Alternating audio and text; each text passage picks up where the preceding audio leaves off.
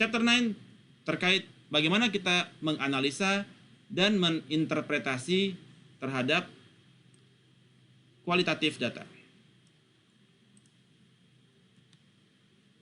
Nah, key ideas terhadap bagaimana cara kita menganalisa dan menginterpretasi adalah prepare the data for analysis. Datanya jadi sudah ready, kemudian explore, key ideas-nya bagaimana kita prepare, kemudian bagaimana kita explore dan coding the data, bagaimana kita develop description dan tema dari data tersebut, apa yang menjadi tema dan dari data tersebut. Kemudian kita merepresentasikan terhadap findings, represent the findings, report the findings, dan interpretasi kepada findings, dan validasi kepada akurasi dan credibility. Ya. Jadi apa yang disebut the process of data analysis?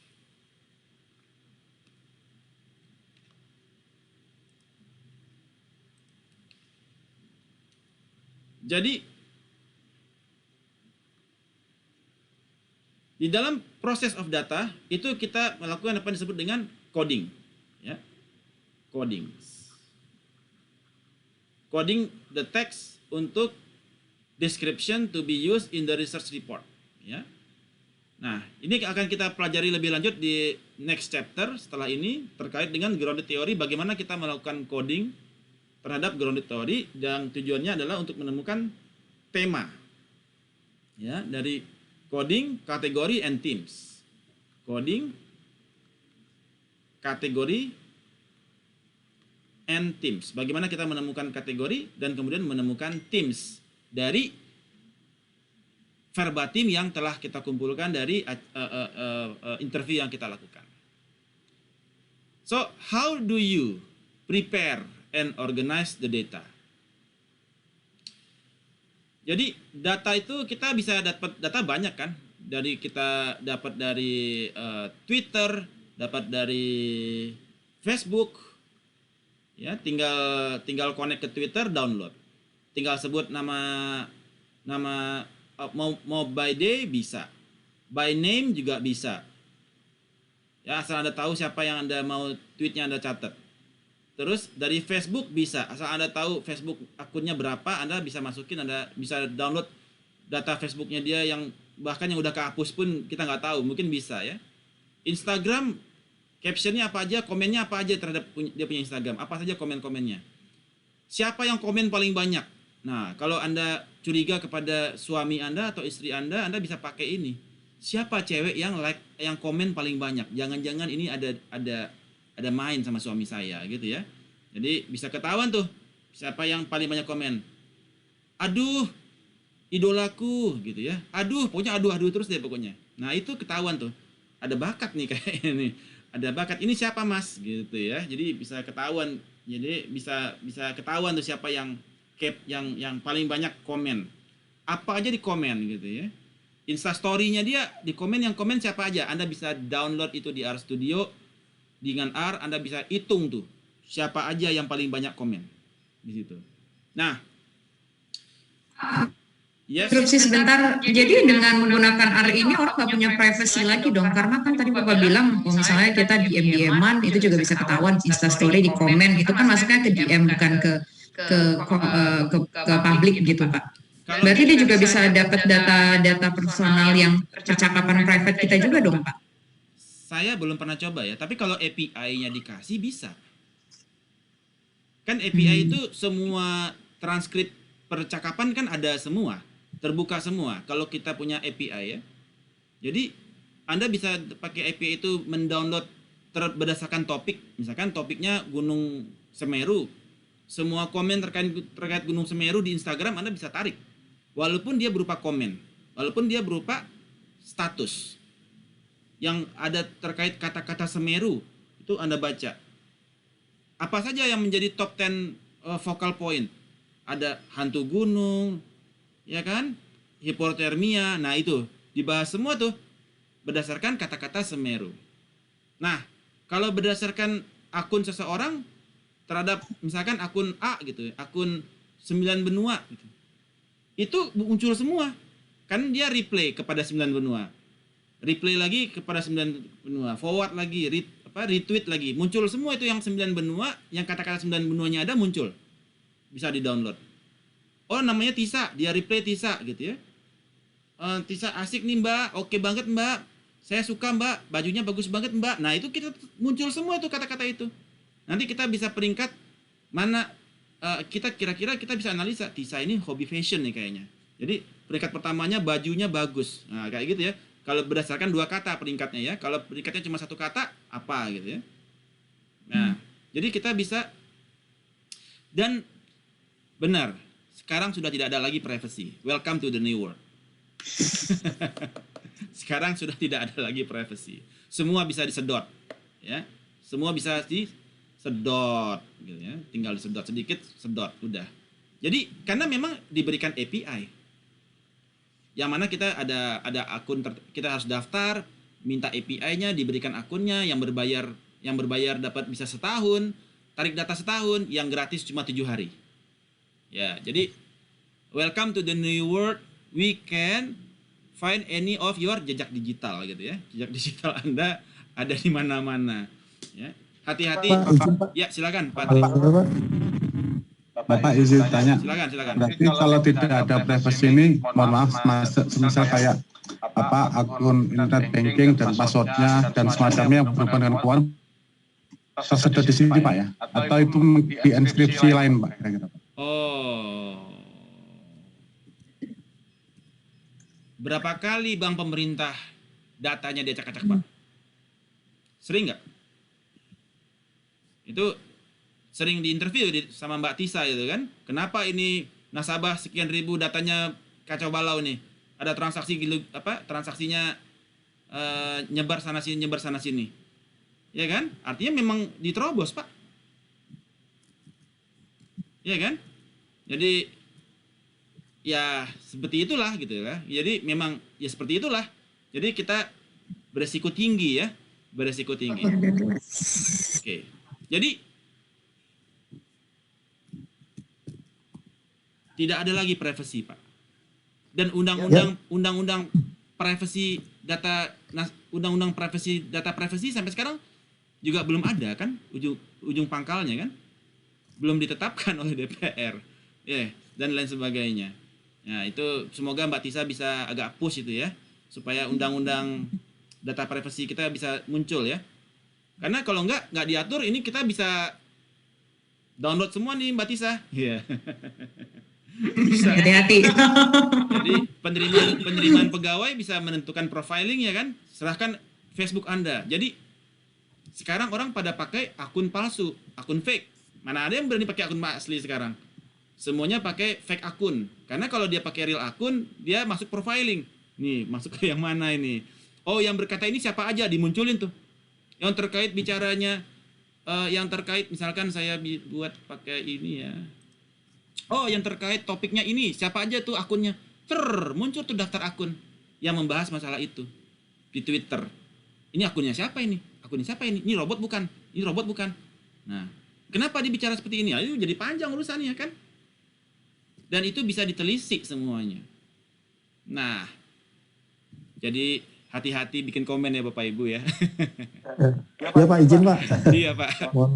Mohon maaf Pak, ini Pak. Itu terus kalau misalkan ini emang benar ya Pak, kalau sekarang kan contohnya saya ya Pak, saya kan sering melihat ya Pak, misalkan sepatu bola nih Pak di Google. Kadang-kadang itu saya ini. Nah itu kayaknya itu udah mulai menggunakan kayak itu kayaknya ya Pak. Jadi kalau misalkan saya buka Detik misalkan, itu nanti ada tuh iklan-iklan langsung sepatu bola, buka Facebook juga sepatu bola. Itu kayak ternyambung semua ya Pak. Kayaknya dia apa yang kita lihat tuh bisa. Itu begini Pak. Jadi begitu Bapak klik, ada cookiesnya Pak di situ. Ada cookies di aplikasi. Jadi bisa saja di handphone ada cookies. Jadi nanti cookies ini dia melihat ada IP address Bapak masuk, IP address Bapak masuk ke situ. Kemudian Bapak tertarik masalah, Bapak udah mau belanja ke situ kan, tapi nggak jadi belanja, Iya, betul. batal belanja Betul, nih Pak. kan, Bapak udah klik nih sepatu bola nih, tapi Bapak batal belanja. Nanti mereka bisa kejar Bapak kemanapun Pak. Misalkan Bapak ke Zara, muncul lagi tuh affiliate, ada lagi ads muncul untuk sepatu bolanya. Anda Betul, Pak. pindah lagi ke detik.com, muncul lagi sepatu bolanya. Nah itu dia berdasarkan IP itu Bapak akan dikejar kemanapun Bapak pergi. Jadi di dunia internet pun Bapak dikejar-kejar Pak. Jadi Iya, betul, Pak. di alam website pun Bapak dikejar-kejar, kemanapun website Bapak kabur bakal ketemu Pak. IP Bapak ketahuan. Karena Bapak Iya, makanya. karena Bapak sudah pernah mengecewakan dia. Karena Bapak nggak jadi menghalalkan produk mereka. Jadi mereka kejar Bapak kemanapun Bapak pergi. Kebayang Pak Tri? Sampai Kebayang, Pak. Bapak menghalalkan dirinya. Serem juga ya Pak, berarti Pak. Iya, kalau gitu ya. Bapak belum belanja dia kejar terus. Cara menghindarinya adalah beli Pak. Oh gitu ya. Itu kita main kasar sekarang Pak, main kayu mereka. Kalau lu nggak beli, gua kejar terus, gua teror, sampai lu nggak bisa tidur gitu katanya kan. Nah, itu juga apa istilahnya, salah satu ya dark side dari dunia ini ya digital ya, dark side-nya kita. Jadi kemampuan kita udah sampai ke sana Pak. Nah, so kita juga dapat transcribe the data. Ya. Dari suara voice kita bisa transcribe the data, dari Twitter kita bisa dapat data, dari website kita bisa dapat data. Sekarang data udah turah-turah Pak. 80% data di dunia itu adalah data unstructured. Data kayak gini Pak, data kayak begini yang nggak terstruktur adalah data unstructured. Yang banyak bisa dipakai untuk kualitatif analytics, kualitatif. Sedangkan yang 20% itu yang structured. Ya data perbankan, data transaksi, cuma 20% di dunia Pak. Nah ini yang buat untuk bermain di analisa kuantitatif. Mengapa sekarang analisa kualitatif lagi marak? Karena datanya luar biasa Pak, 80%. Dan itu bermain di text mining. Ya, di text mining. Bagaimana kita mendownload data dan kita bisa membuat insight yang baru dari data tersebut. Oke. Dan kemudian bagaimana Anda explore dan coding the data?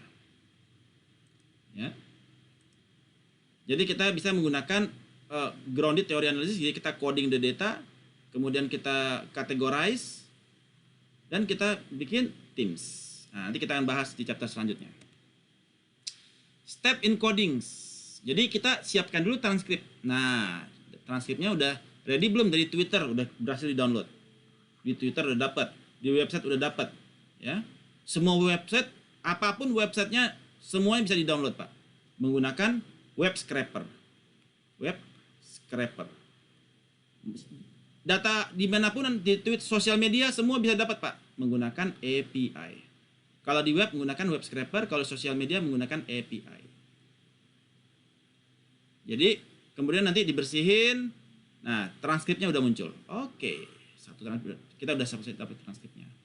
So what is this person saying? Nah setiap komen di Tokopedia kita catat tuh. Wah, nah bracket the text segment, ada lagi coding wordnya. Reduce redundancy, jadi yang remove duplicates, kita remove lagi duplicatesnya kayak di Excel ya. Semua kalimat yang dikeluarkan oleh robot kita hapus, karena dari 100 kata itu mungkin cuma kalau yang robotnya banyak itu ya sebagian besar robot bisa saja Pak.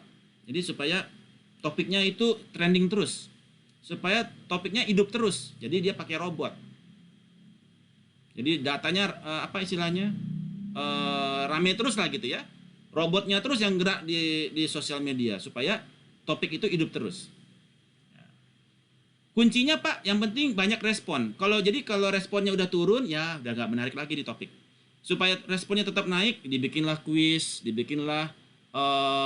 kuis apakah Anda setuju atau tidak setuju, apakah ini apakah dan dikumandangkan terus trending menggunakan robot supaya apinya nyala terus. Kalau enggak kan masyarakat kan jadi kayak mancing air pump gitu ya Pak. Supaya air pump naik kan kita isi air dulu nih. Nah mereka yang mancing, begitu masyarakat udah kepancing, wah rame gitu ya, karena artinya pancingannya berhasil. Jadi atau untuk memecah perhatian dari satu isu ke isu yang lain. Wah, isu ini jangan diganggu deh. Nah, robot berulang lagi tuh, kirim topik baru supaya isu yang lain orang jadi teralihkan. Nah, memang ada memang kecenderungannya seperti itu. Jadi remove duplicate supaya kita tahu siapa yang manusia, siapa yang genderuwo gitu ya. Siapa yang manusia, siapa yang demit. Ya, demitnya adalah robot. Dan collapse codes into teams. Jadi bagaimana kita bisa collapse codes itu menjadi tema. Oke. Nah, ini bagaimana kita funnelingnya, bagaimana kita nanti akan melakukan coding proses di chapter berikutnya untuk mereduce codes itu menjadi teams. How do you use codes to build description? Ya, berdasarkan people, event, activities. Jadi bisa banyak sekali yang bisa menjadi codes ya. Baik dari events, activities, ini bisa menjadi codes semua. Nah, using coding use in a descriptive passage. Misalkan ada satu paragraf. Di paragraf ini apa yang menjadi focal point? Nah, itu yang menjadi kita melihat apa yang menjadi focal point di paragraf ini. Di paragraf ini apa yang menjadi focal point? Di paragraf ini apa yang menjadi focal point? Ini menjadi apa istilahnya membuat coding dari kalimat tersebut. Apa sebetulnya codingnya dari kalimat ini? Jadi kita coding itu adalah apa yang kalimat atau kata yang merepresentasikan kepada paragraf ini atau kalimat ini. Di dalam satu kalimat bisa saja beberapa coding. Dia membahas beberapa coding. Jadi dibutuhkan dibutuhkan keterampilan skill dalam membaca data tersebut. How do you use codes to identify themes? Ya, ada macam-macam themes, nanti kan kita bahas. Ya. Nah, coding use in the theme passage. Ya, ternyata apa yang menjadi tipsnya?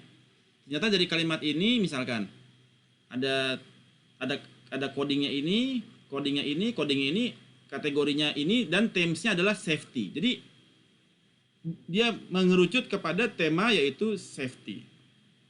Ya. Berdasarkan berbagai perspektif dari participants. Ya. Jadi ada banyak coding. Misalkan ada coding apa gitu ya. Kemudian terkait misalkan untuk coding kecelakaan A, kecelakaan di sini, terus ini ban bocor segala macam, terus rem tangan segala macam, terus kemudian ada yang airbag system. Nah, apa menjadi kategorinya? Ya, untuk kenyamanan berkendara segala macam, dan ujung-ujungnya menjadi themes adalah safety. Nah, jadi kita melihat apa safety itu merupakan focal point yang paling tinggi terhadap kategori yang terbentuk ataupun coding yang terbentuk. Apa yang menjadi focal point dari tema pembicaraan kita pagi ini?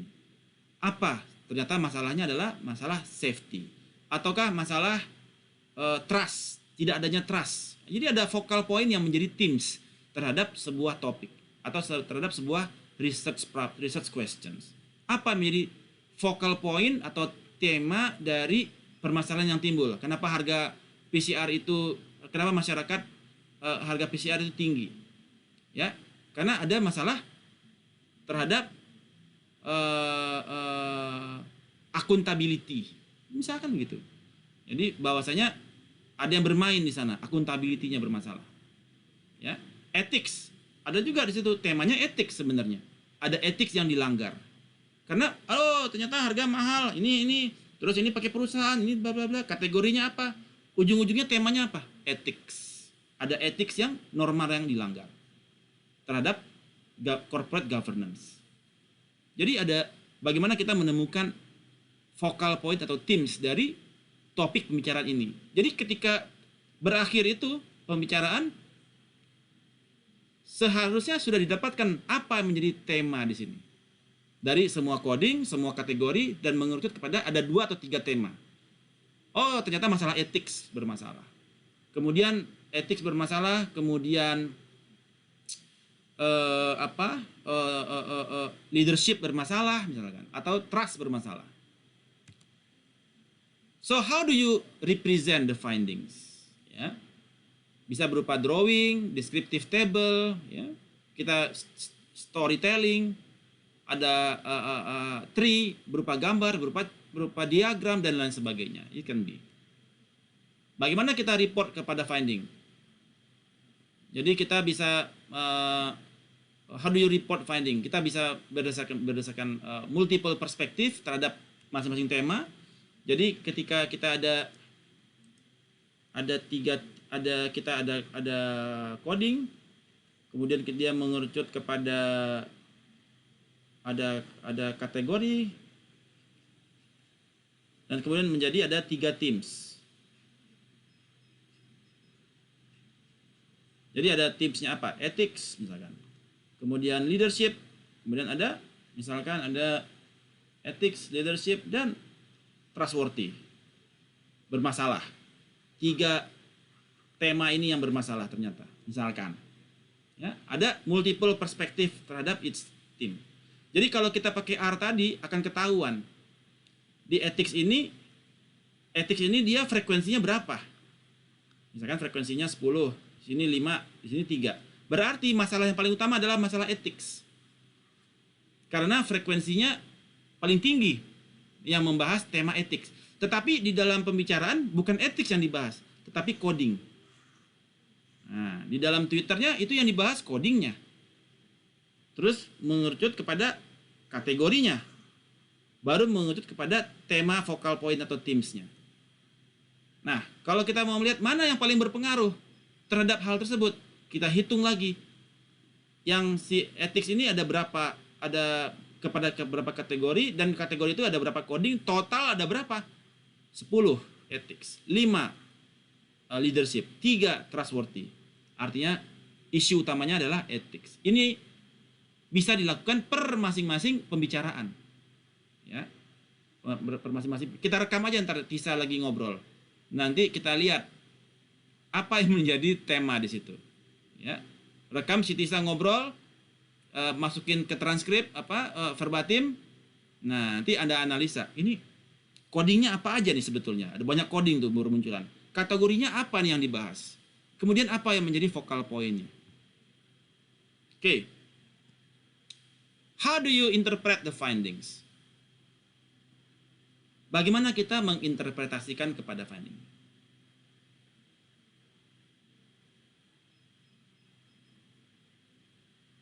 Interpretasi itu merefleksikan kepada personal meaning of the data. Ya. Dan compare kepada viewpoint terhadap literatur. Kemarin saya sudah sampaikan bahwasanya di dalam grounded itu literatur itu terakhir. Ya. Literatur itu terakhir. Jadi kita bisa melihat dari finding yang kita temukan, kita bisa membandingkannya kepada literatur review. Apakah ini sesuai dengan literatur? Apakah ada yang baru, ada novelty di dalam temuan ini dibandingkan terhadap literatur? Ya. So, and then kita bisa membuat suggestion kepada future research. Bagaimana kita memvalidasi kepada akurasi atas finding yang kita lakukan? Yaitu kita bisa melakukan member checking. Ya. Member checks the accuracy of the account. Ya, memang orangnya dia valid, bukan robot begitu ya. Triangulasi. Jadi kita bisa menggunakan triangulasi menggunakan pendekatan sudut pandang dari 3 sudut pandang. Ingat, saya selalu bicara 3 sudut pandang. Apapun itu, misalkan sebelum, saat ini, dan sesudah. Ekonomi, politik, budaya, dan lain sebagainya. Jadi ada triangulasi di dalam melihat satu sudut berita. Jangan 3-tiganya ahli ekonomi. Nah, jadi kita bisa saja kalau kita mau deep dive lebih dalam, tapi ahli ekonominya yang terkait dengan ekspor, satu lagi terkait dengan GDP, satu lagi terkait dengan Gini rasio. Jadi dia bisa perspektifnya Gini rasio, perspektifnya dia GDP, perspektifnya dia balance of payment. Nah, jadi ada triangulasi yang bermain di situ. Kemudian external hiring the service. Jadi kita bisa hiring dari external party untuk mengakses kepada studi tersebut. Right, ini topik kita mengenai analyzing dan interpreting terhadap kualitatif data.